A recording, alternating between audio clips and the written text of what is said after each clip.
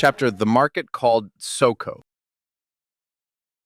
At home, everything is quite simple. For example, a person wakes up on a Sunday afternoon, feels that something isn't quite right, and just heads to the store to buy a hat. In Mbogoi, my favorite little village, a person wakes up on a Sunday afternoon, realizes there's no way to buy a hat, and can therefore relax until Thursday.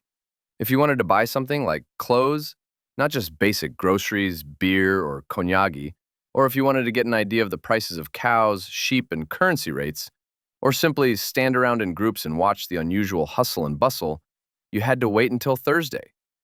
That's when the market, called Soko, took place. The marketplace where it all happened started about 20 meters from the house where I lived, so I really wasn't far from the market. At first, when I wanted to go to the market alone, Sekanoi suggested I'd better not go because I was still Sana Mzungu. Going to the Soko market with the Maasai was actually very useful because the Maasai are world-renowned misers. Well, not exactly. They are poor and really hate paying extra. For example, I needed a hat, so I gave Sekanoi some money, and off we went to buy a hat. When I spotted the perfect one, black with a Chinese puma logo, I asked the good man selling hats, using my best hands and feet sign language, how much it cost. The good man gave me a good price, 12,000 shillings, which is about 3.5 euros. And Sekanoi said, I'll give you 2,000, take it or leave it. Otherwise, we don't want anything. He took it. Every time it was market day, our house was surrounded by Maasai in large numbers. The market attracted Maasai men and women from all over to shop, or just to come by, greet friends, and discuss the serious issues of the world. They gathered around Rencha's house because it had the only Maasai shop in the village, where they could buy konyagi, soda, or beer. During those times, Rencha and I preferred to sit inside the house and wait for the rush to pass. I did so because, although everyone had likely heard about me, I didn't speak Swahili or Maasai. Rencha stayed inside because if she went out, everyone would want to greet her and invite her to join a conversation circle for a chat. And so it always happened that when she did, everyone would start speaking Maasai. Maasai is a secret language that the Maasai used to communicate.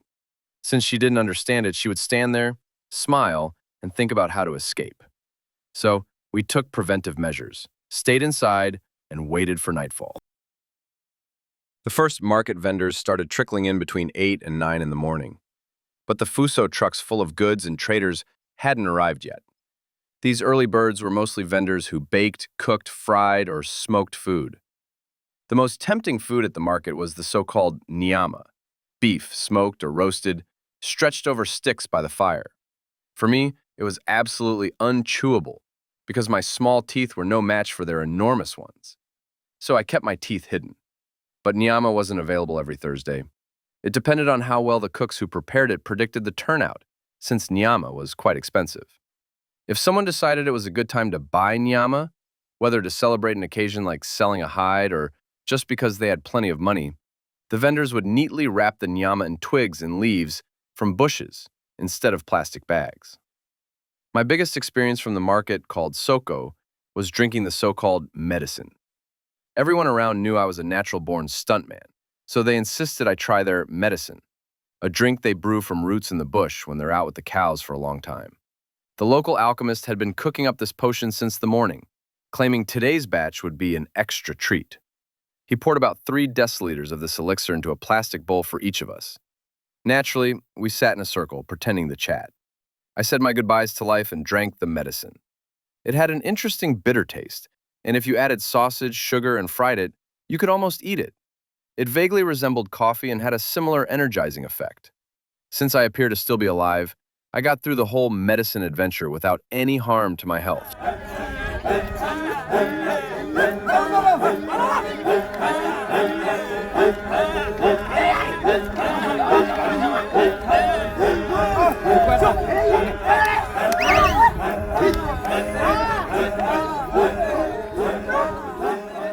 Cows, goats, and sheep were also sold at the market. This was where I first encountered the mighty hand of the Tanzanian state. A typical example. A Maasai sold a cow and had to go with the buyer to a man, a Swahili, in a blue jacket who had a cash register. This official calculated the tax, which the buyer had to pay on the spot. Then both went to Amos. Amos was not a world-famous founder of education, but rather a Swahili man, approximately 321 years old, who knew how to write. He wrote down who sold the cow and who bought it. He added a stamp to the paper and handed this document to the buyer. Apparently, this confirmation of sale and purchase was done because the seller, having made a good deal and sold a cow, felt rich.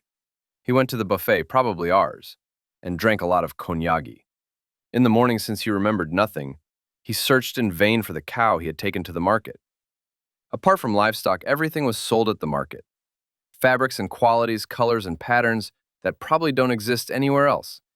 Dried sugarcane juice, chewing tobacco, super cheap Chinese electronics, animal medicines, fried sweets, fruits, vegetables, plastic and aluminum dishes.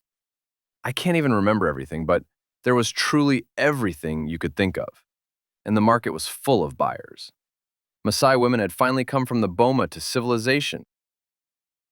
It was quite amusing to go with Rensha to buy a goat at the market. Well, Rensha went to buy the goat, and I walked 2 steps behind her because I was looking forward to the soup. Rensha knew about goats about as much as I did, so she always found a friend at the market to help her choose. Prices fluctuated a lot because when there were many celebrations, sikuku, all the goats were eaten, and the price went up. Sometimes it was possible to buy a goat outside the market, directly in a boma, but then Sekonoi had to run around for 2 or 3 days, and he was nowhere to be seen. When Rensha, after thorough touching, examining, and discussing, finally chose a goat suitable for goat soup, she went to the black man with the cash register to pay the tax. Then she went to Amos to issue a sales document for the soup goat for the white Rensha.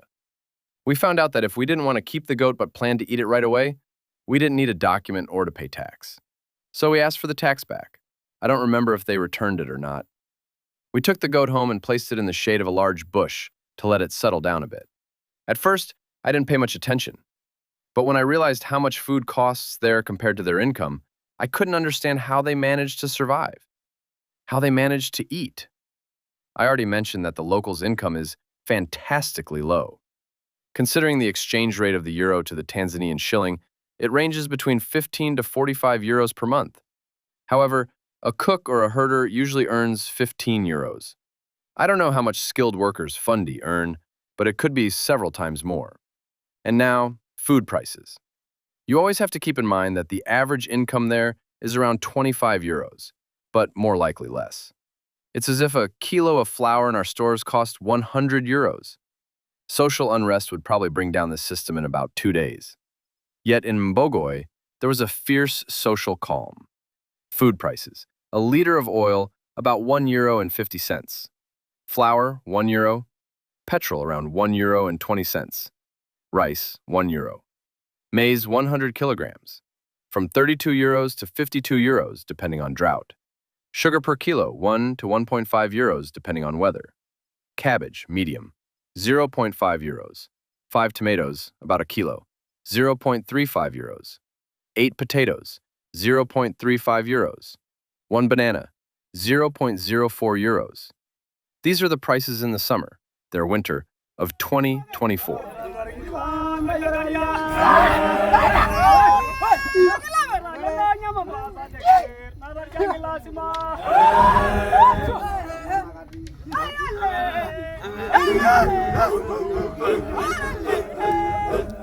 But it's time for things to get started because the village has welcomed Fuso trucks full of goods, vendors, and shovels. The shovels were ready in case the Fuso got stuck somewhere so they could dig it out, and they're already setting up their stalls. The stall frames are already prepared at the market. All they need to do is stretch a yellow tarp over them. It's sometimes an almost terrifying mix of noise, colors, smells, and movement. The stalls are filled with goods, colorful fabrics stacked on top of each other, clothes piled up, shoes arranged just as chaotically, often with napping vendors nearby, vegetables, fish, electronics, mobile phones, animal medicines, chewing tobacco, dried sugarcane juice, eye test charts, hats, and even bicycles. On the edge stood the inconspicuous and rickety stalls of Maasai, with a knack for business. Cheerful groups of Maasai stood by, chatting away. Sometimes they surrounded the stall so tightly that you couldn't tell who was buying and who was selling. Sometimes, of course, with the company of someone familiar, I found myself as the only white person in the entire market. The vendors' eyes lit up when they saw me. The thought that I might buy something from them for 10 times the normal price excited them because, to them, I was an endlessly wealthy Mzungu. But the joyful spark died immediately when they saw I was with a Maasai. An entire chapter could probably be dedicated to a part of the market that felt like a live teleshopping show. There, a well-dressed Swahili man with a microphone and a speaker shouted that no one could possibly live without the miracle product he was selling. A fairly large crowd formed a circle around him, and inside, along with the seller, there was always a tractor. That was my subtle way of suggesting that Mbogoi has a tractor, a blue one. The funniest super action teleshopping product was probably a bottle filled with purple liquid. The seller poured about a quarter of the contents into another bottle and then topped it up with regular water. According to his own words, and there was no reason not to believe him, both tasted the same. It was an endless soda. Later, Charles was sitting by the house with one of these magical sodas, so I tried it. It was sugar water with copper sulfate. How could anyone resist buying such a miracle?